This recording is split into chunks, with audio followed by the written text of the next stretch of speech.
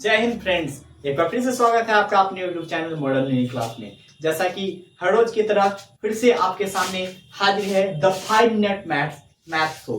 आज हम लोग देखने वाले हैं दो चर वाला रैखिक समीकरण का दूसरा विधि का हल, जिसको हम लोग कहते हैं तुलनात्मक विधि। इससे पहले वाले वीडियो में हम लोगों ने देखा प्रतिस्थापन विधि से हल करना। आज हम लोग देखेंगे तुलनात्मक विधि से हल करना। तो चलिए बिना समय गवाए हुए अपने क्वेश्चन पे, अपने टॉपिक पे आते हैं। तो सबसे पहले इसका हल करने का तरीका देखेंगे, आखिरकार हल कैसे करते हैं। तो 2x + 3y = 1, इसको हम लोग मान लेते हैं समीकरण 1 मान लिए। तो सबसे पहले देखा जाए इसका नाम का अर्थ समझिए, तुलनात्मक। तुलनात्मक का अर्थ क्या होता है? तुलना करना। तुलनात्मक का अर्थ क्या होता है?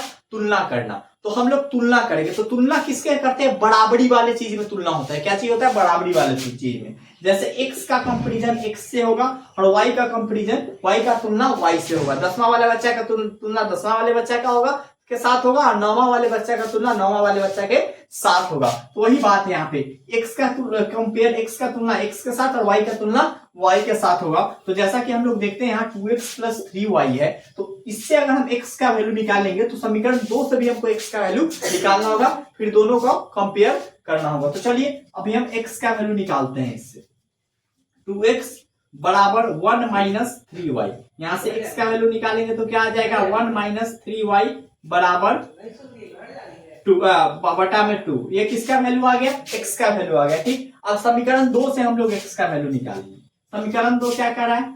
2x + y = 5। हम y का भी वैल्यू निकाल सकते थे, कोई दिक्कत नहीं है। ठीक है, अब यहां से हम लोग x का वैल्यू निकालेंगे, इसको हम समीकरण 2 मान लेते हैं।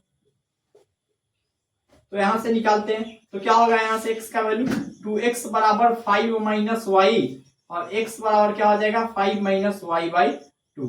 तो हमको समीकरण 1 और 2 से x का वैल्यू मिल गया है। अब दोनों को हम क्या करेंगे? कंपेयर करेंगे। दोनों को क्या करेंगे? कंपेयर करेंगे। ठीक है, तो दोनों जब कंपेयर करेंगे तो क्या होगा? तो इसका नाम रख दीजिए ना। इसका नाम हम लोग रख देते हैं समीकरण 3 और इसका नाम रख देते हैं समीकरण 4। हम नाम रख सकते हैं, कोई दिक्कत नहीं है।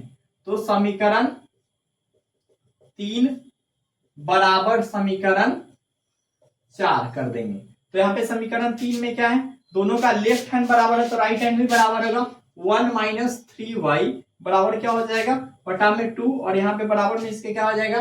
5 - y बटा में 2 हो गया। ठीक है, 5 - y बटा में 2 और यहाँ पे क्या? 1 - 3y बटा में 2। हम ऐसा भी कर सकते हैं कि 2 को उड़ा सकते हैं, e2 से e2 को उड़ा सकते हैं। कैसे उड़ाएंगे देखिए, 1 - 3y, ये 2 नीचे है तो कहाँ ऊपर आएगा, और यहाँ पे 5 - y, इस 2 से उस 2 का कहानी खत्म। तो 1 - 3y बराबर क्या हो जाएगा? 5 - y। तो यहाँ पे हम लोग देखेंगे 1 - 3y, तो y को एक तरफ कर लेंगे, बिना y वाले को एक तरफ कर लेंगे। तो यहाँ पे क्या कर रहे हैं हम लोग कि 1, ये प्लस वाला इधर 5 है तो इधर आके -5 हो जाएगा, और -y इधर आके क्या हो जाएगा? +y आ जाएगा। ठीक है, तो यहाँ पे -4 बराबर ही कितना हो जाएगा? 2y। इसलिए y बराबर क्या होगा? -4/2, यानी y बराबर क्या आ गया? -2। y का वैल्यू क्या आ गया? -2। देख लीजिए यहाँ पे 1 - 3y था, तो इसको हम लोग उधर भेजे -3, तो उधर जाके क्या हो जाएगा? +3।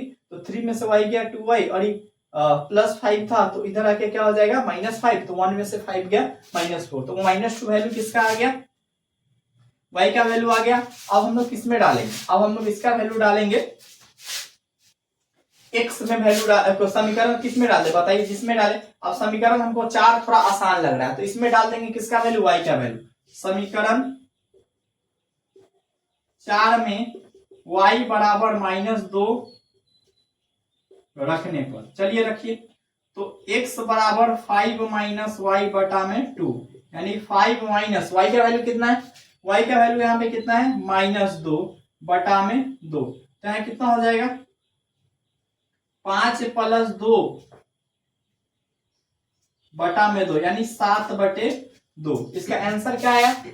x बराबर 7 बटा में 2 और y बराबर -2। ये हो गया इसका आंसर। ठीक है, अब नेक्स्ट आप लोग कमेंट में करके बताइएगा। HW क्वेश्चन ये कमेंट में है। ठीक है, तो कैसा लगा वीडियो आज का कमेंट कीजिएगा। उम्मीद करते हैं समझ में आया होगा। अगर कोई भी तरह का दिक्कत हो तो फिर से वीडियो को देख सकते हैं आप और जिस भी तरह का डाउट हो, जिस भी टॉपिक के लिए डाउट हो तो आप कमेंट करेंगे, नेक्स्ट उस टॉपिक के लिए हम लोग वीडियो बनाएंगे। तब तक के लिए जय हिंद, स्वस्थ रहें, मस्त रहें, पढ़ते रहें।